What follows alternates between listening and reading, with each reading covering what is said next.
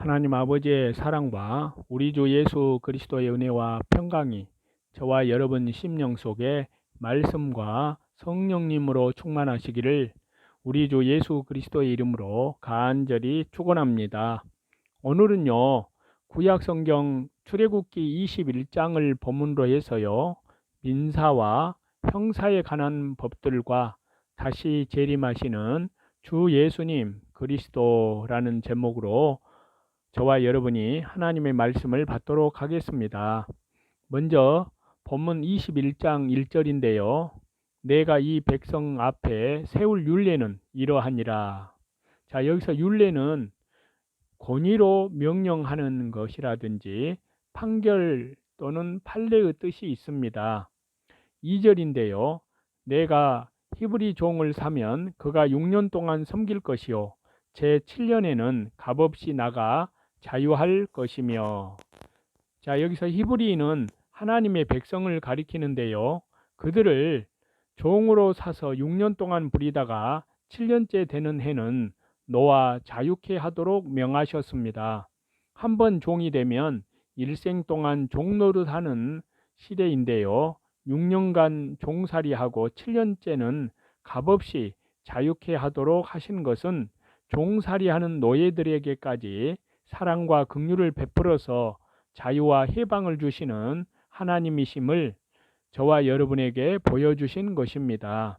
하나님께서 이 자유의 법을 제정하심으로 말미암아 돈이 없어서 남에게 팔려가 종살이하는 자들도 6년만 고생하면 자유와 해방을 얻을 수 있다는 소망을 가지고 살 수 있게 되었습니다. 이는 하나님께서 죄의 종살이하는 사람들에게 주 예수 그리스도를 보내주셔서 영적인 자유와 해방을 주실 것을 예표로 한 말씀이십니다. 그래서 누가복음 4장 18절과 19절에 보시면요. 주의 성령이 내게 임하셨으니 이는 가난한 자에게 복음을 전하게 하시려고 내게 기름을 부으시고 나를 보내사 포로된 자에게 자유를 눈먼 자에게 다시 보게 함을 전파하며 눌린 자를 자유케 하고 주의 은혜의 해를 전파하게 하려 하심이라 라고 말씀했습니다. 3절인데요. 그가 단신으로 왔으면 단신으로 나갈 것이요 장가 들었으면 그 아내도 그와 함께 나가려니와. 자, 그가 종의 몸으로 팔려왔을 당시에 독신으로 왔으면 독신으로 나가고 장가들어 부부끼리 왔으면 부부가 다 함께 나가도록 했습니다. 이것은 부부의 제도를 존중히 여기시는 하나님의 사랑의 처사입니다. 4절과 6절인데요. 상전이 그에게 아내를 주므로 그 아내가 자녀가 낳았으면 그 아내와 그 자식들은 상전에게 속할 것이요 그는 단신으로 나갈 것이로되 종이 진정으로 말하기를 내가 상전과 내 처자를 사랑하니 나가서 자유하지 않겠노라 하면 상전이 그를 데리고 재판장에게로 갈 것이요 또 그를 문이나 문설주 앞으로 데리고 가서 그것에다가 송곳으로 그 길을 뚫을 것이라. 그가 영영이 그 상전을 섬기리라. 자, 종이 혼자 종살이 와서 상전이 그에게 아내를 얻어 주었을 경우에는요, 그 아내와 자녀는 상전에게 속하고 자기 혼자서만 자유하여 나갈 수 있습니다. 단 그 종이 그 아내와 자녀를 사랑하여 나가서 자유하지 않겠노라고 진정으로 말하면 상전이 그를 데리고 재판장에게로 가서 그 문제를 결정하도록 했는데요. 자, 재판장에게 가서 판결을 받아 결정하도록 한 것은 본의 아니게 영영이 그 상전의 종이 될 우려가 있기 때문입니다. 종의 본심은 해방되어 자유스럽게 살고 싶은 그런 마음이 간절하지만 상전의 설득이나 강요로 인하여 억지로 억울한 종살이를 영원히 하는 일이 없도록 하기 위해서 재판장 앞에 가서 일단 종으로 하여금 자유의사 표시를 하게 하고 재판장은 그 말을 판결을 내려서 결정을 짓도록 하나님께서 이 법을 세우신 것입니다. 우리나라에서도요, 6.25 사변 당시에 포로들을 놓아줄 때요, 남북한 양측 포로들을 판문점에 데려와서 중립국 감시위원들이 보는 앞에서 포로의 자유 의사대로 남북행을 스스로 결정하도록 하여 포로를 석방했습니다. 중국과 대만 사이에도 이와 같은 방식으로 포로를 석방시켜 준 일이 있었습니다. 개인의 참된 의사표시를 위해서 이와 같이 재판장 앞에 가서 판결을 받도록 한 것입니다. 그가 재판장 앞에 가서 자유하지 않겠다고 하면 문이나 문설주 앞으로 데리고 가서 그것에 대고 송곳으로 길을 뚫어서 영영이 상전을 섬기는 것을 동의하는 표를 만들도록 했습니다. 이 역시 하나님의 긍휼하심입니다. 당신은 무자비하게 이마에 인을 새기거나 귀를 잘라서 종된 표를 하던 때였는데요. 귀에 송곳으로 구멍 하나 뚫게 한 것은 아주 쉬운 일이요, 본인에게도 타격이 없이 하는 종의 표지의 방법입니다. 한 번의 결정이 아주 중요합니다. 처자로 인하여 영원히 종살이 하느냐, 아니면 사랑하는 처자를 버리고라도 자유를 얻어서 사느냐 하는 문제가 달려있기 때문입니다. 나가게 되면 사랑하는 처자를 버리는 고통을 감수해야 할 것이고, 살게 되면 종살이하는 고통을 감수해야 할 것입니다. 자기가 다시 종살이하지 않고 살 능력이 있어서 자유하는 자도 있을 것이고, 능력이 없는 자는 기왕에 종살이할 바에야 여기서 계속 해야 하겠다고 생각하여 남아있는 자도 있을 것입니다. 자기 분수에 맞게 하면 자기의 자유 의사대로 나가는 사람도 잘한 것이고, 나가지 않는 사람도 잘한 것입니다. 그러나 분수 없이 결정하면 실패와 후회가 있을 것입니다. 7절과 8절인데요. 사람이 그 딸을 여종으로 팔았으면 그는 남종같이 나오지 못할지며, 만일 상전이 그를 기뻐 아니하여 상관치 아니하면 그를 속신케 할 것이나, 그 여자를 속임이 되었으니 타국인에게 팔지 못할 것이요. 자, 딸이 종으로 팔려갔을 경우는요, 남종과 같이 나오지 못합니다. 상관치 아니하면, 자, 이 말씀은 상전이 그 여종을 기뻐하지 아니하여 결혼하지 아니하는 경우를 말합니다. 이 경우에는요, 그 여종을 다른 사람에게 속신케 해 주었고 타국인에게는 팔 수 없습니다. 속신의 언어는요, 속죄함을 받게 하다의 뜻으로 그 여종을 다른 이스라엘 사람에게 사도록 하는 것을 말합니다. 9절에서 11절인데요. 만일 그를 자기 아들에게 주기로 하였으면 그를 딸같이 대접할 것이요, 만일 상전이 달리 장가들지라도 그의 의복과 음식과 동침하는 것은 끊지 못할 것이요, 이 세 가지를 시행하지 아니하면 그는 속전을 내지 않고 거저 나가게 할 것이니라.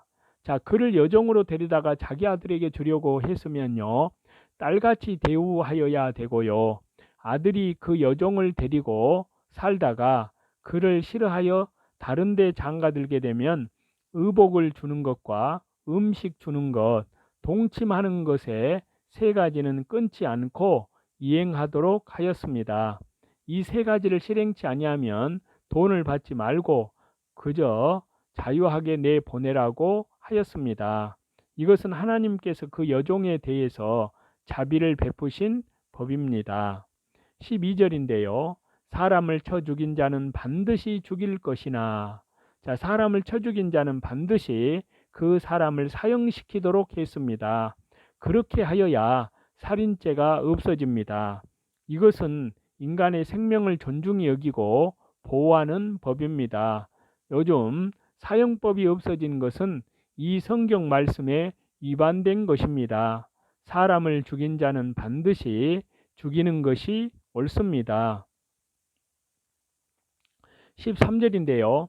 만일 사람이 계획함이 아니라 나 하나님이 사람을 그 손에 붙임이면 내가 위하여 한 곳을 정하리니 그 사람이 그리로 도망할 것이며. 자, 사람이 계획함이 없이 부지 중에 실수해서 사람을 죽이는 일이 있습니다. 법적 용어로 말한다면요, 과실치사에 해당되는데요. 예를 들면 사람이 도끼질을 하는데 도끼가 자루에서 빠져 다른 사람을 맞아 죽게 했다든지, 또는 비키라고 밀쳤는데 넘어져 죽었다든지 하는 경우 등입니다. 이런 경우는 죽이려고 하는 마음이 전혀 없었고 또 죽이려는 계획도 없었는데 부지 중에 죽이게 된 것입니다. 이런 사람을 위하여 도피성을 만들어 피해를 입은 가족들이 원수 갚으려고 살인한 사람을 쫓아오면 그 사람은 도피성으로 도망하여 들어가야 삽니다. 그 사람이 도피성으로 도피해 들어가면 원수를 갚기 위해 따라오던 사람은 더 이상 따라갈 수 없습니다.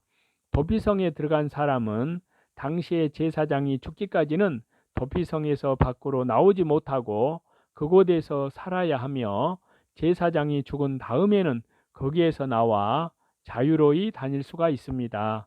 이 도피성은 주 예수 그리스도를 가리키는데요. 예수님을 믿으면 죄사함을 받고 형벌을 받지 않는다는 것을 예표적으로 가르쳐 주시는 말씀입니다. 14절인데요. 사람이 그 이웃을 짐짓 모살하였으면 너는 그를 내 단에서라도 잡아내려 죽일지니라. 자, 그러나 짐짓 사람을 죽였을 때에는 그가 어디에 있든지 하나님의 제단에서라도 잡아내려 죽이라고 했습니다. 15절인데요. 자기 아비나 어미를 치는 자는 반드시 죽일지니라. 자, 술 먹고 와서 자기 부모를 때리는 사람이 종종 있습니다. 그런 사람은 죽어 마땅한 죄인입니다. 아비나 어미를 때리는 자는 패역한 자식이니 죽이라고 하신 것입니다. 16절인데요. 사람을 후린 자가 그 사람을 팔았든지 자기 소화에 두었든지 그를 반드시 죽일지니라. 자, 사람을 후린다는 것은 그럴듯한 말로 속여서 끌어내는 것을 말합니다. 유괴범이나 직장에 취직시켜 준다고 속여서 인신매매하는 자는 다 여기에 속한 것입니다. 이런 자는 죽이는 것이 마땅하다고 했습니다. 또한 누구나 이런 사람의 충동이나 게임에 넘어가지 않도록 정신을 바짝 차리고 제 정신대로, 자기의 정신대로 나아가야 합니다. 17절인데요. 그 아비나 어미를 저주하는 자는 반드시 죽일지니라. 자, 레위기 20장 9절에 보면요. 무릇 그 아비나 어미를 저주하는 자는 반드시 죽일지니 그가 그 아비나 어미를 저주하였은즉 그 피가 자기에게로 돌아가리라 라고 했습니다. 부모는 하나님 다음인데요. 부모를 저주하는 자는 하나님을 저주하는 것과 유사한 죄악입니다. 그러므로 죽이는 것이 마땅합니다. 그렇게 하여야 세상이 올바로 되어 나갈 것입니다. 세상이 올바로 되지 않고 패역한 세상이 되고 어지러운 세상이 되면 사람이 아무리 많은들 무슨 소용이 있겠습니까? 그러므로 악하고 패역한 사람은 다 엄중히 처벌해야 세상이 올바로 됩니다. 또 선생을 때리거나 저주하거나 비방하고 악평하여 죽을 구덩이에 빠뜨리는 것도 반드시 죽을 죄입니다. 18절과 19절인데요. 사람이 서로 싸우다가 하나가 돌이나 주먹으로 그 적수를 쳤으나 그가 죽지 않고 자리에 누웠다가 지팡이를 짚고 거동하면 그를 친 자가 형벌은 면하되 기간 손해를 배상하고 그로 전치되게 할지니라. 자, 이것은 손해배상법인데요. 싸우다가 상대방을 죽였으면 죽인 사람을 반드시 죽이고 돌이나 주먹으로 쳤는데 그 사람이 죽지 않고 자리에 누웠다가 지팡이를 짚고 나다니면 형벌은 면하지만 손해배상을 다 해주고 완치가 되도록 고쳐주라고 하셨습니다. 교통사고가 나서 부상당한 사람에게 주는 손해배상법도 이 법과 비슷한 것으로 보입니다. 20절과 21절인데요. 사람이 매로 그 남종이나 여종을 쳐서 당장에 죽으면 반드시 형벌을 받으려니와 그가 일일이나 이일을 연명하면 형벌을 면하리니 그는 상전의 금전임이니라. 자, 사람이 그 남종이나 여종을 매로 쳐서 당장에 죽을 경우는 큰 형벌을 받아야 됩니다. 그러나 그가 하루나 이틀을 연명하면 형벌을 면합니다. 그는 상전의 금전임이니라. 이 말씀은요, 주인이 돈을 주고 종을 사왔다는 뜻입니다. 뜻입니다. 22절인데요. 사람이 서로 싸우다가 아이 뵌 여인을 다쳐 낙태케 하였으나 다른 해가 없으면 그 남편의 청구대로 반드시 벌금을 내되 재판장의 판결을 쫓아낼 것이니라. 자, 사람이 서로 싸우다가요, 아이 뵌 여인을 다쳐서 낙태케 하였을 경우에는 그 남편의 청구대로 재판장의 판결을 따라서 그 남편에게 벌금을 내도록 하였습니다. 이것은 복중에 있는 아이의 생명도 하나님께서 귀중히 여기시고 보호하시는 법이라는 말씀입니다. 23절에서 25절인데요. 그러나 다른 해가 있으면 갑되 생명은 생명으로, 눈은 눈으로, 이는 이로, 손은 손으로, 발은 발로 데운 것은 데움으로, 상하게 한 것은 상함으로, 때린 것은 때림으로 갚을지니라. 자, 이것은 행한 대로 갚는 보상법인데요. 생명은 생명으로, 눈은 눈으로, 이는 이로, 손은 손으로, 발은 발로, 데운 것은 데움으로, 또 때린 것은 때림으로 갚으라고 하였는데요. 이는 재판할 때 공정하게 재판하라는 것입니다. 그러나 이것은 어디까지나 재판법이고 사적 보복을 말한 것은 아닙니다. 레위기 19장 18절에 보면요. 온수를 갚지 말며 동포를 원망하지 말며 이웃 사랑하기를 네 몸과 같이 하라 라고 말씀하셨습니다. 재판법은 재판장이 법정에서 쓰는 것이고 일반적으로는 온수를 사랑해야 합니다. 재판법은 내가 저 사람에게 왼편 뺨을 맞았으면 저 사람의 왼뺨을 치는 것이 옳습니다. 그러나 예수님의 법은 오른쪽 뺨도 돌려대라고 하셨습니다. 그러므로 예수님의 법은 사랑의 법이고 재판법 역시 온수 갚는 것이 목적이 아니고 그 이상 손해주지 말라는 사랑에서 나온 법입니다. 진정한 사랑은 남에게 손해주지 않는 데까지만 그치는 것이 아니라 온수라도 그 온수를 갚지 말고 도리어 온수를 위하여 기도해주고 온수를 사랑하라는 것이 예수님의 말씀이요 법입니다. 그러나 재판법은 공의대로 재판해야 합니다. 세력 있고 돈 많은 사람이라고 해서 두어하지 말고 또 가난한 사람이라고 해서 가난한 사람의 편을 들고 약자의 편을 들면 안 됩니다. 강한 자든지 약한 자든지 간에 어느 한쪽에 치우치면 공정한 재판을 기할 수 없는 것입니다. 그러므로 공정한 재판을 하려면 좌우로 치우쳐서는 안 되는데요. 공정하지 못하면 하나님 앞에 옳지 못한 것입니다. 마태복음 5장 37절에요. 오직 너희 말은 옳다 옳다 아니라 아니라 하라. 이에서 지나는 것은 악으로 쫓아나느니라 라고 말씀하셨습니다. 언제나 양심을 똑바로 서서 옳은 것은 옳다고 하고 아닌 것은 아니라고 해야 되고 누구를 두어해서 옳지 않은 것을 옳다고 한다든지 옳은 것을 아니라고 해서는 안 됩니다. 이는 이로 갚으라는 것은 상대방이 해를 끼친 것만큼 갚고 그 이상 갚지 말라는 뜻이 있습니다. 가령 너의 눈을 하나 상하게 했는데 눈 둘을 상하게 하지 말라는 뜻입니다. 이는 사람의 생명을 귀히 여기는 데서 나온 법입니다. 26절에서 27절인데요.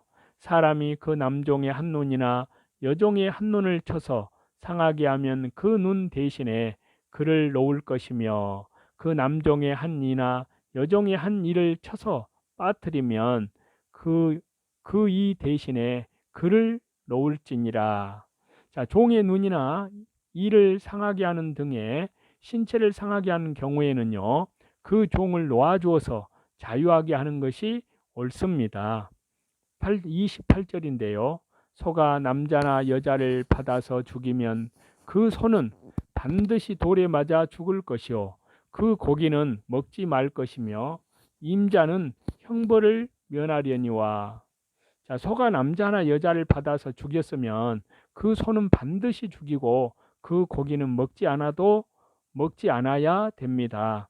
그 이유는요, 흉악한 짐승이기 때문입니다. 고기도 먹지 말라고 하는 것은 악을 미워하고 악을 제거하는 심정으로 먹지 말라는 것입니다.